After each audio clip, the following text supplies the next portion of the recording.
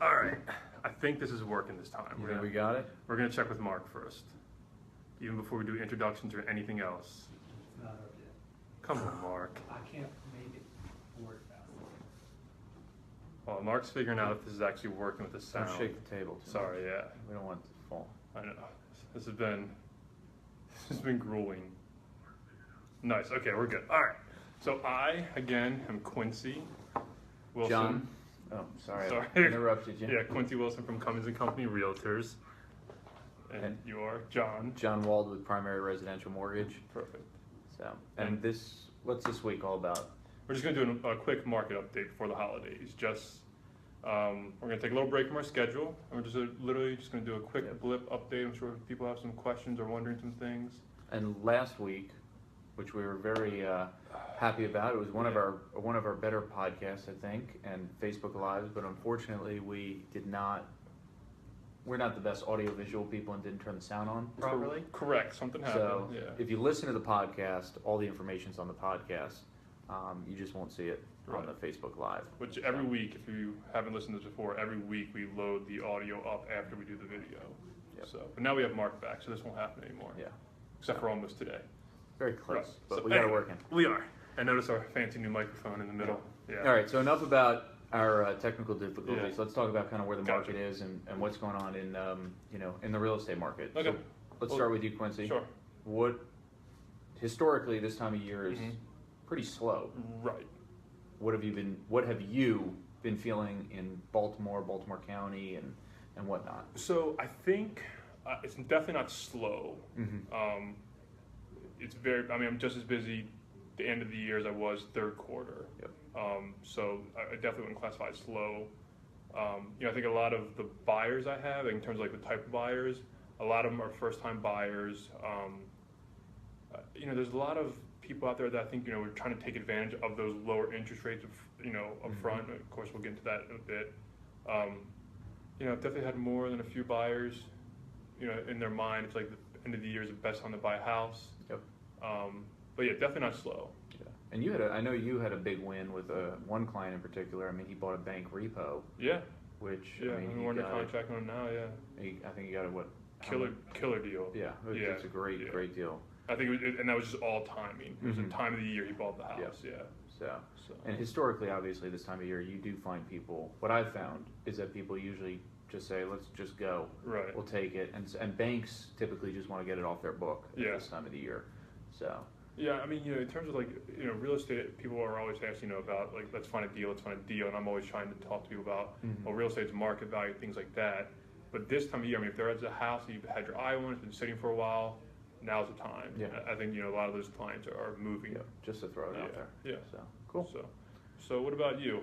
What are interest rates looking like right now? Just question of the hour. Yeah. We vowed to make this podcast about 7 to 10 minutes long, so we're not going to talk about the election, which just happened recently.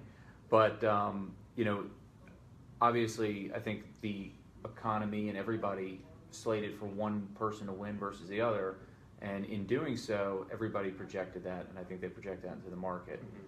As you could see when Trump was winning, you saw the futures of the stock market just completely tank. Right.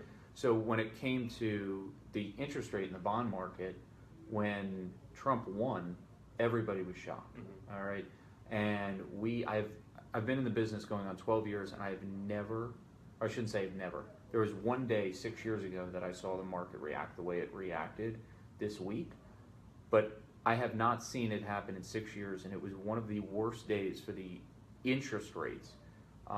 Before we were quoting people 3.625, 3.75 in that range. On Tuesday morning, that's the rate.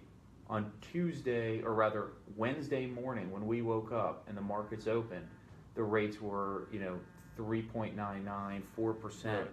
So rates significantly went up, and now they're sitting. All depends upon your credit, but anywhere from 4 to 4.25, even depending on where your credit is on a conventional. We're talking about here. Yeah.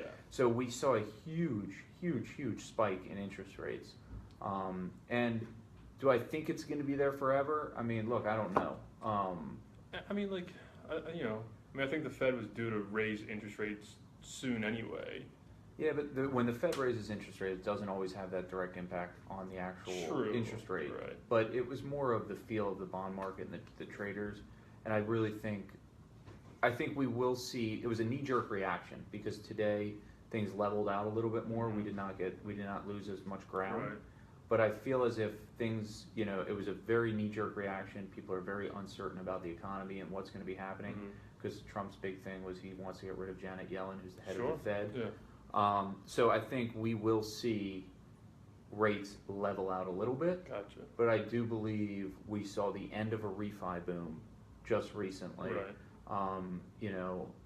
So it's one of those times. I think it's a last ditch effort to get a very good rate. Sure. So And I think for like the application part of it, like I know I'm telling my buyers, A, calm down. Mhm.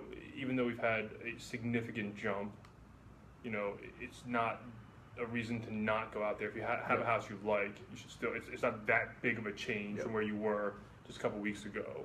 I imagine those people that are just on the cusp of maybe being able to buy a house or not, it might affect them a little bit. But people, again, that's not how we qualify people. Okay, yeah. In the sense of like a rate, and to your point earlier, I mean, interest rates are very important, but you have to buy because of the payment. Right. You have to buy because of the house is right. Okay.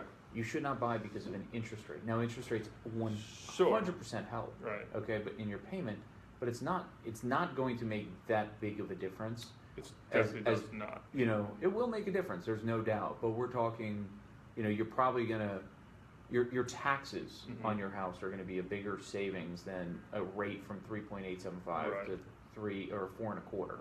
Right. But it's one of those things, obviously, that you want to be conscious of.